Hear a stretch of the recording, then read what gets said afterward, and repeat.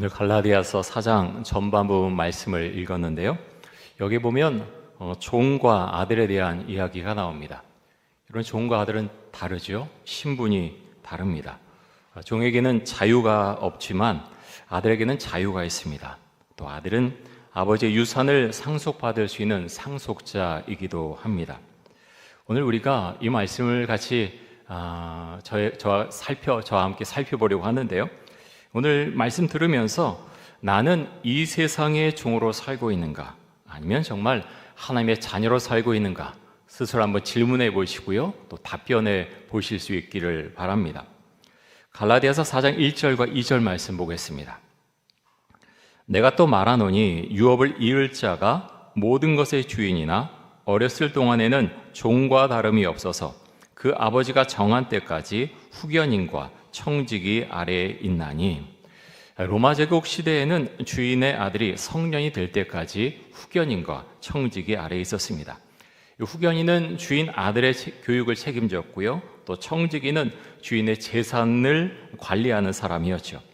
아들은 아버지의 재산을 상속받을 수 있는 권리가 있었습니다. 하지만 성년이 될 때까지는 그 권한을 실행할 수가 없었죠. 언제 성인이 되느냐, 언제 성년을 인정받느냐, 그것은 나라마다 좀 다르죠. 그리고 시대마다 좀 달라집니다. 우리나라 같은 경우는 19살이 되면 성년으로 인정을 받게 됩니다. 유대인 같은 경우는 18살이 되어야 법적으로 인정을 받게 됐는데요. 그런데 성인식은 좀 다릅니다. 성인식은 유대인 같은 경우는, 여자 같은 경우는 12살에 성인식을 갖게 되고요, 남자는 13살에 성인식을 갖게 됩니다. 로마인 같은 경우는 보통 25세가 되어야 성인으로 인정을 받았다고 하는데요. 그런데 이게 조금 아버지의 권한으로 그 나이를 조금 앞당기거나 아니면 정지시킬 수 있다고 하는 것입니다. 아버지가 권한이 있었다는 거죠. 여러분의 어렸을 때는 좀 어땠습니까? 대부분 좀 철이 없지 않았습니까? 자기 마음대로 하는 것도 많고, 또 고집 부리지 않아야 되는데 고집 부릴 때도 있고요, 어리석은 행동을 하기도 하죠. 하지만 지식이 들어가고 살아가면서 경험도 생기고 교육을 받은 후에는 지혜와 경험이 생겨서 함부로 행동하지 않게 됩니다. 바울 사도는 어릴 때 철이 없고 어리석게 행동했던 그 모습이 종교적으로 보면 율법 아래 있을 때의 모습과 비슷하다, 똑같다라고 설명을 합니다. 자, 3절 말씀 봅니다. 3절에 보면 이렇게 말씀합니다. 이와 같이 우리도 어렸을 때 이 세상의 초등학문 아래에 있어서 종노릇하였더니.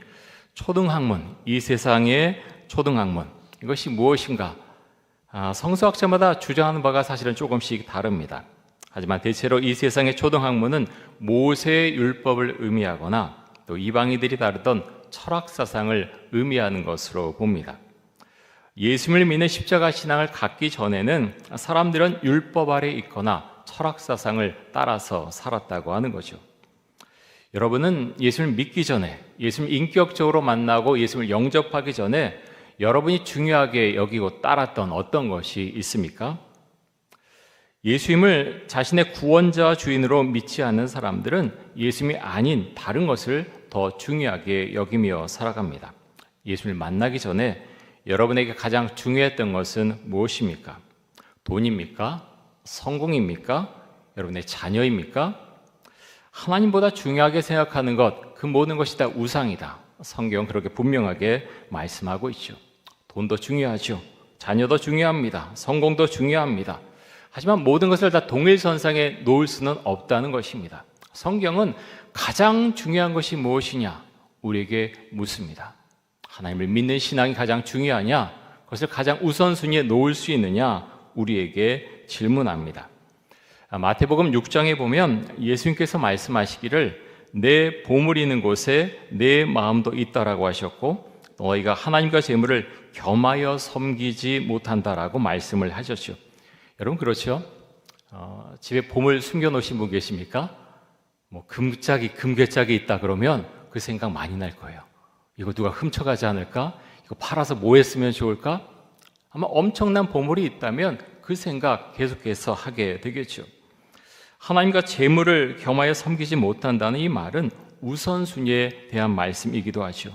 재물을 우선순위에 두는 사람은 돈을 벌 일이 생기면 하나님을 예배하는 것 좀 뒤로 미루죠. 나중에 예배 드릴게요. 하나님의 나라를 위해서 봉사할 어떤 일이 생겨도 좀 나중이요. 일단 돈을 벌고요. 돈 벌어서 헌금 잘할게요. 이렇게 말을 하고 생각을 할 수 있다고 하는 것입니다. 하지만 하나님을 섬기는 일이 가장 우선인 사람은 그렇지 않지요. 하나님을 섬기는 일을 위해서 방해되는 것이라면 다른 것을 포기를 하고 아니면 뒤로 미루게 되겠죠. 사랑하는 성도 여러분, 여러분이 가장 중요하게 여기는 것은 무엇입니까? 하나님을 믿는 신앙입니까? 아니면 재물이나 다른 것입니까? 자, 4절에 보면 또 계속해서 이렇게 말씀합니다. 4절 말씀 봅니다. 때가 참에 하나님이 그 아들을 보내사 여자에게서 나게 하시고 율법 아래 나게 하신 것은, 여기서 때가 찼다라고 하는 것은요, 하나님께서 아들을 이 땅에 보내실 때가 되었다, 그것을 말하고 있습니다. 그래서 하나님께서 독생자 예수 그리스도를 이 땅에 보내셔서 우리의 죄를 대속하기 위해서 십자가에 못 박혀 죽으셨습니다. 여러분, 예수님이 어디서 태어나셨습니까? 베들레헴이죠. 유대 땅 베들레헴에서 태어나셨습니다. 그 말은 유대인으로 이 땅에 오셔서 유대인으로 살아가셨다고 하는 거죠. 여자에게서 나게 하셨다라는 것은 예수님이 완전한 인간으로 이 땅에 오셨다라는 말씀이고요. 율법 아래 나게 하셨다라고 하는 것은 유대인으로 이 땅에 오셔서 율법의 가르침을 받으며 예수님께서 처음에는 그렇게 사셨다라는 것입니다. 자, 이어서 5절과 6절에 보면 이렇게 말씀합니다. 이 말씀 우리 같이 한번 읽겠습니다. 율법 아래 있는 자들을 속량하시고 우리로 아들의 명분을 얻게 하려 하심이라. 너희가 아들이므로 하나님이 그 아들의 영을 우리 마음 가운데 보내사 아빠 아버지라 부르게 하셨느니라. 아멘. 자, 율법 아래 있는 자들을 속량하셨다, 이렇게 말씀합니다. 율법에 매여서 정말 어떤 강압과 어떤 압박 속에서 살던 사람들을 속량하셨다는 거죠. 속량은 포로나 노예를 돈을 주고 사서 자유를 주는 것을 속량이라고 합니다. 다시 말해서 예수님께서 이 땅에 오셔서 우리를 위해서 십자가에 못 박혀 죽으셔서 우리를 속량하셨다라는 것이죠.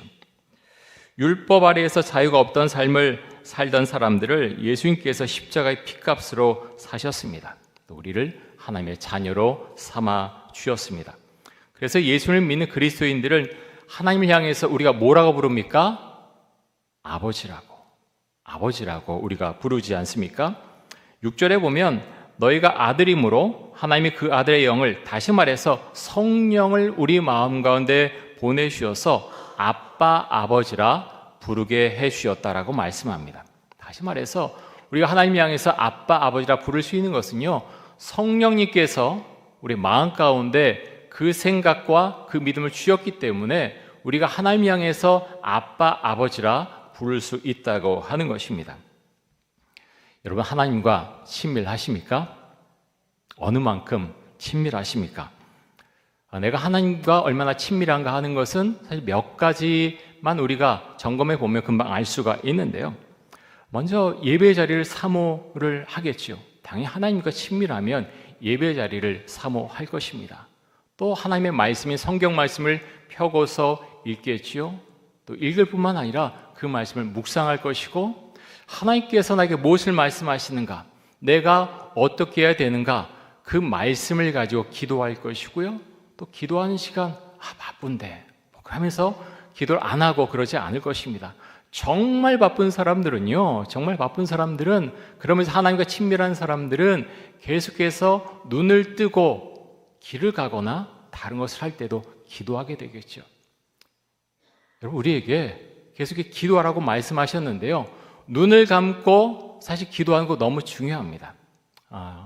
우리가 자녀와 친밀한가라고 했을 때, 아니 짧게 놀아주고 그래서 잘하면 친밀하지라고 할지 모르지만 사실은 깊이 따져보면 사실 그렇지 않죠. 양이 웬만큼 돼야지 그 아이와 친밀해질 수가 있습니다.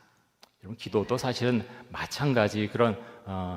마찬가지라고 할 수가 있는데요, 하나님 앞에 우리가 기도하는데 주 앞에 나가서 어떤 시간 정도는 기도를 해야지 주님과 친밀하게 교제할 수 있다고 하는 것입니다. 여러분, 주님과 친밀한 사람은요, 또 말씀을 읽고 그 말씀을 삶에 적용합니다. 순종하는 사람이죠. 왜 그렇게 순종합니까? 하나님께서 나의 아버지이시고 그 아버지이신 하나님을 내가 사랑하기 때문에 그 말씀에 순종하는 것입니다. 성경을 가리켜서 여러 가지로 정의할 수 있지만 성경은 사랑에 관한 책이다, 이렇게 말씀드릴 수 있습니다. 하나님께서 사람들을 얼마나 사랑하시는가, 또 어떻게 사랑하시는가, 그것에 대한 말씀이 성경 가운데 있고요. 또 성경은 우리가 하나님을 어떻게 사랑해야 되는가, 거기에 대한 내용도 많이 적혀 있습니다. 창세기에 나오는 요셉을 여러분 알고 계시죠? 그가 17살의 나이에 노예로 팔려갔지만 그는요, 참 놀랍게도 정말 철이 없었음에도 불구하고 그는 하나님을 원망하지 않았습니다. 귀염받던 그 아들에서 인간으로 취급받지 못한 노예로 전락했음에도 불구하고 요셉은 하나님을 원망하지 않았습니다. 당연히 지치고 어려운 삶이 계속되었지만 그는 낭만 가운데 살아가지 않았습니다. 보디발의 아내가 자신을 유혹했을 때 요셉은 그 유혹을 이겨낼 수 있었죠. 왜? 어떻게 요셉이 그 유혹을 이겨낼 수 있었습니까? 하나님이 나를 보고 계시다. 요셉은요, 그 분명한 믿음을 갖고 있었습니다. 하나님이 보고 계시는데 어떻게 죄를 지을 수가 있겠는가? 요셉은 죄의 자리에서 빠져나왔죠. 사람은 누군가가 나를 보고 있다고 생각하면 빗나간 행동을 자제하게 됩니다. 실험을 위해서 이렇게 한번 해봤습니다. 사람들이 지나가는 곳에 사탕 바구니를 두었습니다. 아이가 한 명 지나가는데요, 그곳에 이제 손을 집어넣고서 사탕을 한 움큼 집어서 호주머니에 넣고서 지나갔습니다. 이번에는 사탕 바구니 옆에 좀 커다란 거울을 놔뒀는데요, 다른 아이가 왔는데 좀 전에 아이처럼 사탕을 집기는 했는데 거울에서 자기 모습이 비치니까 슬그머니 사탕을 도로 내려놓았습니다. 여러분, 이것을 가리켜서 거울 효과라 그럽니다. 거울 효과. 누군가가 나를 지켜보면 도덕적인 행동을 하게 된다고 하는 것입니다. 성경은 그리스도인의 마음에 예수님께서 계시다라고 말씀하죠. 요한복음 15장 7절 말씀 제가 읽어드리겠습니다. 너희가 내 안에 거하고 내 말이 너희 안에 거하면 무엇이든지 원하는 대로 구하라. 그리하면 이루리라. 요한계시록 3장 20절 말씀, 이 말씀도 읽어드리겠습니다. 볼지어다 내가 문 밖에 서서 두드리노니 누구든지 내 음성을 듣고 문을 열면 내가 그에게로 들어가 그와 더불어 먹고 그는 나와 더불어 먹으리라. 예수님께서 내 안에 계신 것을 믿는 사람은요, 예수님께서, 하나님께서 나를 보고 계시다, 그것을 항상 고백하며 인식하며 세상을 살아갈 것입니다. 여러분에게는 이런 믿음의 고백이 있습니까? 예수님이 내 안에 계시다, 그리고 하나님이 날 항상 보고 계시다. 이 믿음의 고백, 우리에겐 참 중요한 믿음의 고백입니다. 자, 이어서 갈라디아서 4장 7절 말씀을 보겠습니다.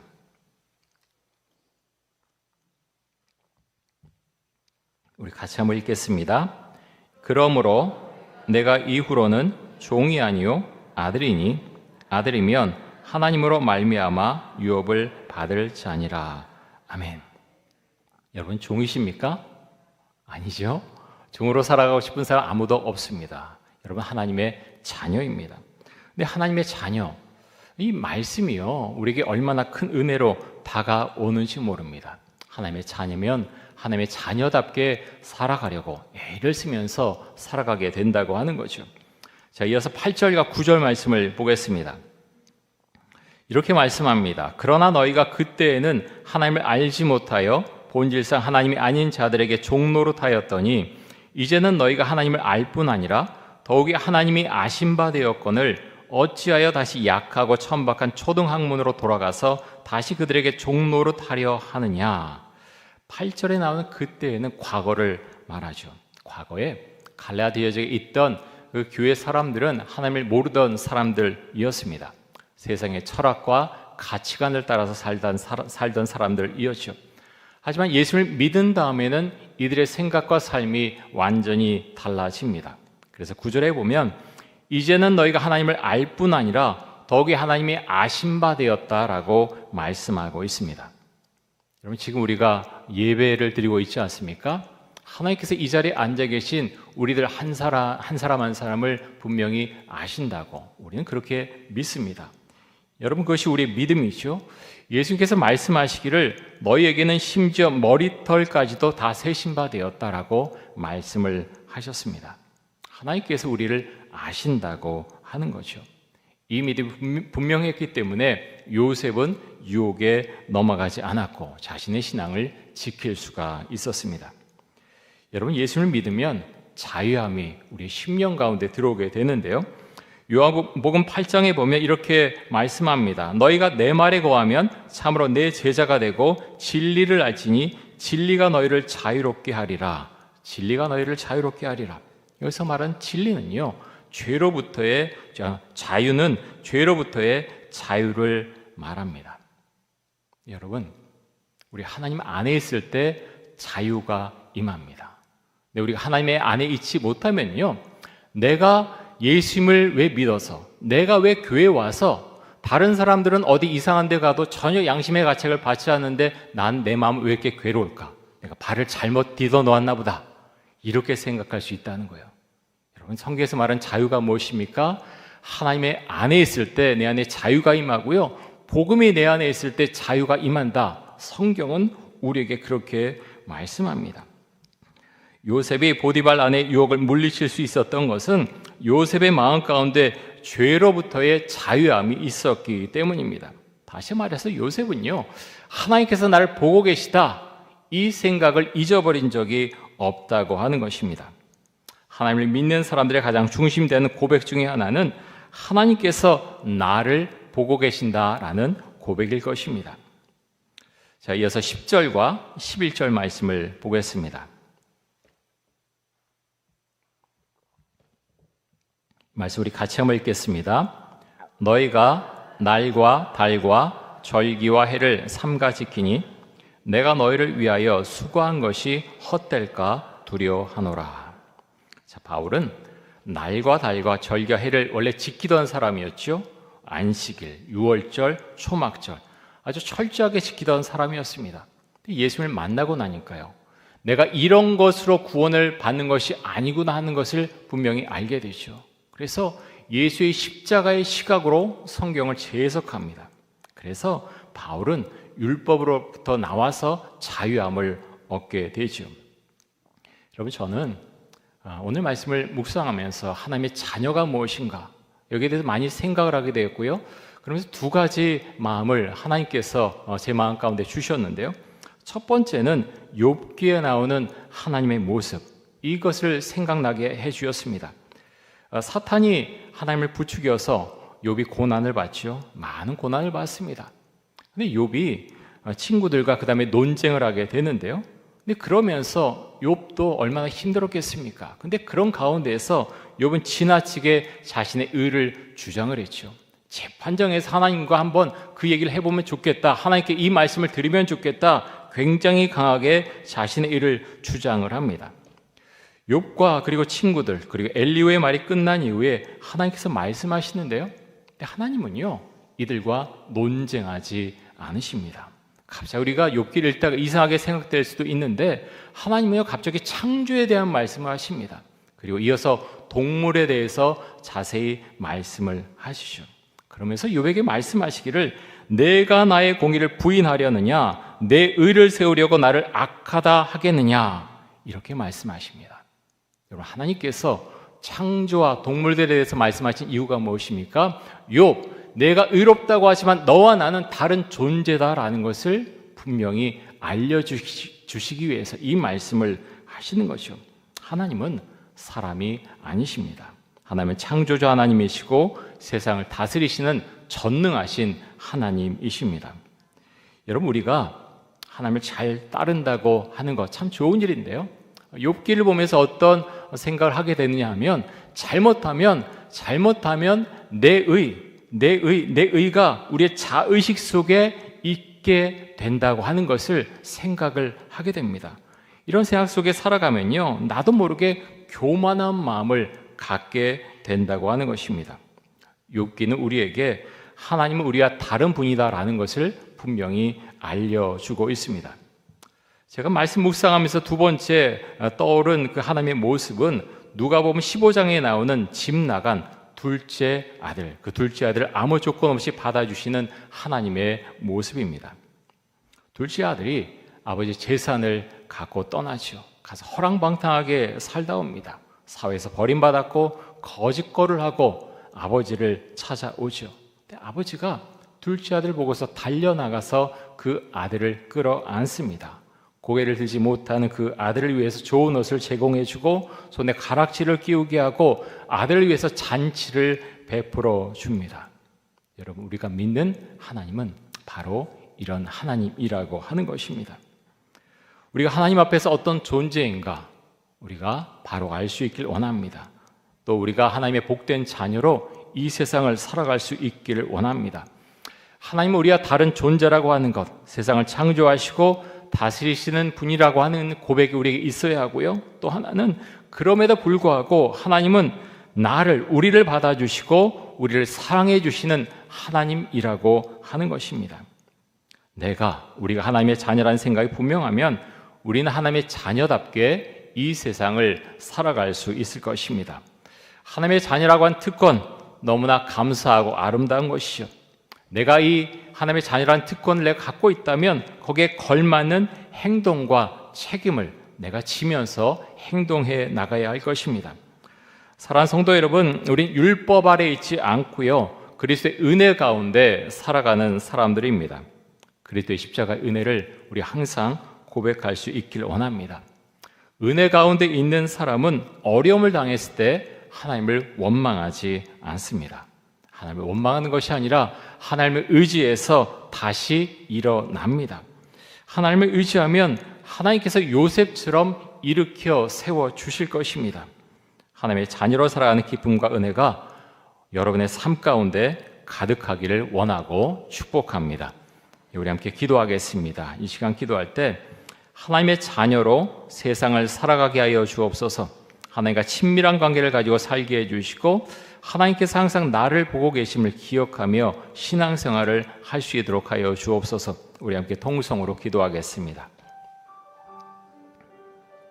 사랑의 주님, 오늘 갈라디아서 4장 앞부분에 있는 말씀을 보았습니다. 우리가 종이 아니라 우리가 이전에 갖고 있던 가치관을 따라가는 삶이 아니라 내가 예수 그리스도를 믿고 십자가의 신앙을 가지고 이 세상을 살아가는 하나님의 자녀인 것을 주 앞에 고백합니다.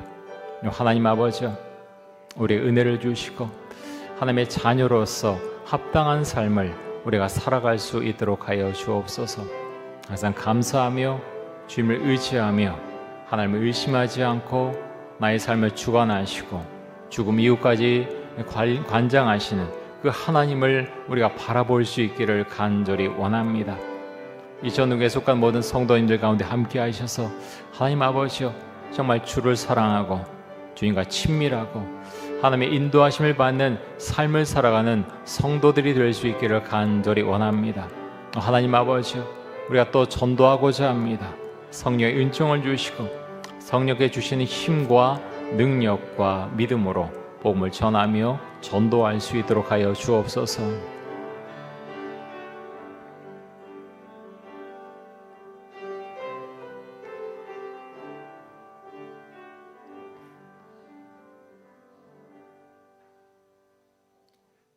하나님 감사합니다.